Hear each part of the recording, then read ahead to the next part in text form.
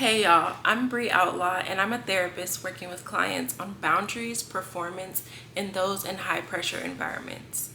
This week we are going to talk about Gucci Mane's visit to the Breakfast Club with his wife Keisha Kayor. I love this interview. Now you know I cover all things mental health here. I'm going to be diving into the entertainment industry, sports, social media, all of the news coverage that we can find. You can find the story here and get a clinical perspective. So make sure that you like, comment, share, and subscribe. So let's get into this. In this interview with Charlamagne the God, DJ Envy, they are covering Gucci Mane's book called Episodes, which was just recently put out. He talks about his journey with schizophrenia. He talks about what it looks like to manage those episodes. They also cover relationship support. And I want to give you a clinical perspective of all of this while we can sip on some tea and hear about his experience, because I never knew Gucci was going through this, and it kind of applies to a lot of different artists in the industry. I have notes for this because they covered so much. If you get a chance, please sit down and watch the interview because it's very enlightening and educational.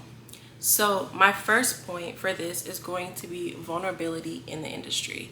Now in this first opening clip, we hear Charlamagne giving Gucci his flowers for being so vulnerable. Man, I thoroughly enjoyed your book, Gucci, man, because, you know, we give people props when we were younger for being real. And a lot of things that we say is real is like when somebody gangster, when somebody, you know, we call them tough. But to me, the most realest thing you can do as you get older is just be vulnerable. Yeah. You know what I mean? And go on a journey of healing and share that journey with people. And you definitely did that in this book. Thank you. I appreciate that. I always see you talking about mental health. I be listening to y'all.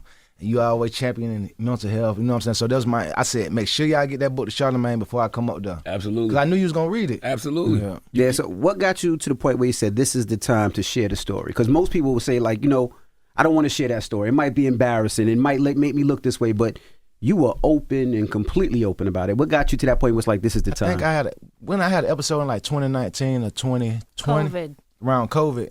And that was just like after that, I was like, man, I got to really just hold myself accountable and take care of my health. I don't never want to have an episode again. I'm like, I'm going to see a therapist. If I had to take medicine, I kind of like threw the towel in, like, you know, what I need to do to get better. I just didn't never want to have that happen again. And then my wife was pregnant with my little boy, and I'm like, I don't want to raise a family, and then my mental health gone. What if I have an episode I can't come back from? You know what I'm saying? So I just like starting to do the work and like start seeking the help. In this interview, Gucci gives us details about what those episodes look like. He talks about drug use, he talks about how all of that affected his schizophrenia and what it looks like to manage it with his wife. I think that this is something that's very bold. It's something that's therapeutic for us as listeners. It's something that we needed.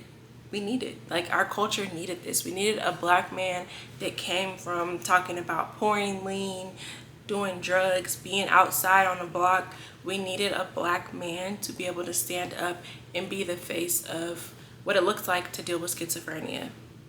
I didn't know this, even as a therapist looking in.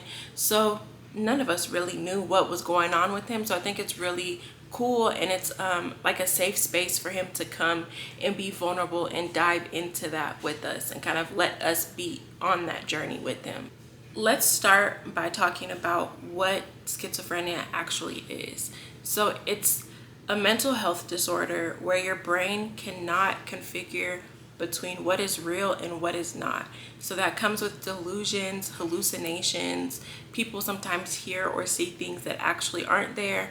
They think things are happening that actually aren't happening. It's really just a blur for them where they go into an episode. Sometimes they don't even remember the things that they've said, that they've done.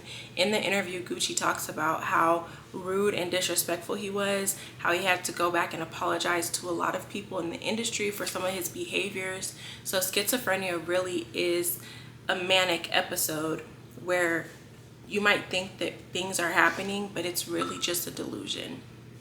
He talks about this, so let's check it out in this clip. You also talk about in the book how you was at an award show with Waka and you was having an episode. Yes. But what I loved about that chapter, you said when you sat down, you just felt shame in that moment. I did. What's something you learned, like in the process of you healing that you just now view with compassion instead of judgment? About myself? Yeah. I'm trying to think.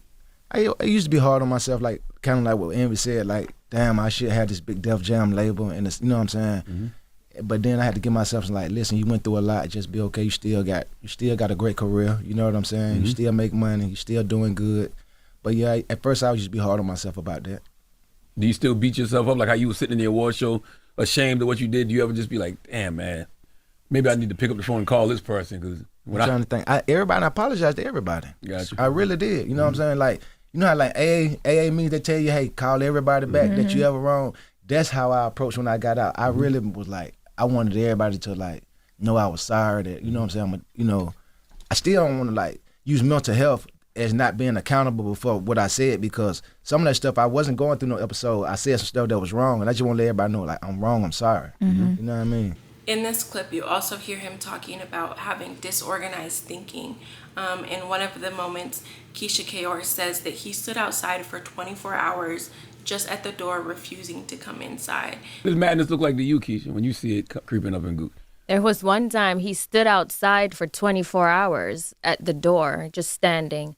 Something that Gucci Mane is really good at is identifying what his triggers are. He talked a lot about how going to Atlanta was a trigger for him.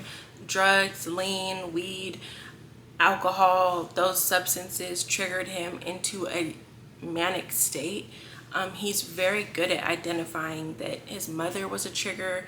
So I think that's something else that's important, that in this journey, not only does therapy, support, medication help, but also identifying and knowing what sets off those episodes is something that can kind of help you mold. And we see in this interview that Keisha Kayor and Gucci Mane did an excellent job in coming up with a plan and coming up with something that kind of helps him know what to avoid. They talk about how when he would go into his episodes, how they would have to block people because he would say things that he didn't mean or that weren't him. So that's something that I also think should be highlighted in all of this. Now, I'm going to just tip the pot a little bit and just challenge Keisha Kayor on something that she said, because she did mention how she fixed Gucci Mane. I experienced him going through episodes before we were married, and I was like, man, somebody got to help this guy. It was really, really bad. It's really sad because you're seeing someone you don't know. They're saying things to you that are disrespectful, so mean, and you have to just like, but I'm not talking to Gucci. Who is this person? Right. So I felt like if I left, he wouldn't have been the same. He needed someone to help him. And then when we were supposed to get married, someone said to me, you know, you're going to have to deal with this through your marriage, right? And I'm like, I'm cool with it. I'm going to fix him. Now, I understand what she's saying after seeing the interview, being a therapist, and from a clinical perspective, I get what she was trying to convey, and she might feel like she fixed him. Sounds like she stood by him for years. She helped manage him to get help in the hospital. She's helped block numbers. She's done her part as a wife. However, I don't think that anyone can fix anyone. I think that we can fix broken systems. And I think that's exactly what Keisha Kayor did. She saw what was not working. She saw how Gucci Mane was, the things that would trigger him, the people, the environments that were not good for him. And she chose to step in and be an advocate, be a support for him. And that's what someone in a schizophrenia diagnosis needs, to be able to manage all of their symptoms along with medication and therapy. So I will say that she did fix the broken system. I don't think that she fixed him, but she fixed all of the components that were not right for Gucci. He chose to fix himself. He had to make that decision. Just like anyone with mental health issues, you can have all of the support around you, but it's up to you, it's up to us to choose to accept that help with substances, with manic episodes, with depression, anxiety. We have to choose to engage in it. We may not choose to do it at the time. Someone might step in for us to help us, but we have to choose to see it through, and Gucci did. So they are a successful image, a successful, I don't know that wording I'm looking for, but they did it successfully. And in this clip, you can see Gucci saying exactly that. you have to be the one to choose it. You have to be the one to help yourself. You said that you said when you need help, the only person you can rely on is yourself. Mm-hmm. Yes. Why did you feel that way in that moment? Because that's how I felt, especially with, like, you really the only person you can do. Like, you got to do the work yourself. You know what I'm saying? If you want to, like, really get better, people can want it for you, but you still got to want it more than they do. You know what I'm saying? You got to want it. You got to do the work. You got to live with it. You know what I'm saying? The last point I want to touch on with this is how the industry can negatively impact artists, professionals, anyone that has a lot of pressure in their environments. So Gucci Mane talks about how his ice cream tattoo was a cry for help. I remember when Gucci got that tattoo and we all were just like, wow, Gucci is crazy. Like, what is he doing? But that was his trademark. That's what marketed him. That's what we knew him as, the rapper with the ice cream tattoo. I'd never put two and two together that was a cry for help. He literally talks about how that was not what his intention was. He was not trying to be a cool guy and get this tattoo. He needed help. And also, the industry just pours into kind of our vices and like what the artist needs to continue being who they are to the public. So Gucci's this rapper with the ice cream tattoo. He talked about pouring lean, popping pills. So they're going to continue to feed into that. And they cover that in the interview where they're saying, you have an issue, we're going to give you more liquor, more weed. And that just caused Gucci to be more than high. He wasn't just high, he was literally pushed into this alternate state where these manic episodes were happening. Something else that's interesting to know is that manic episodes can actually be created from drug use. There's been people that have never had any mental health issues. They did weed, they did drugs, and then they get a drug-induced mania.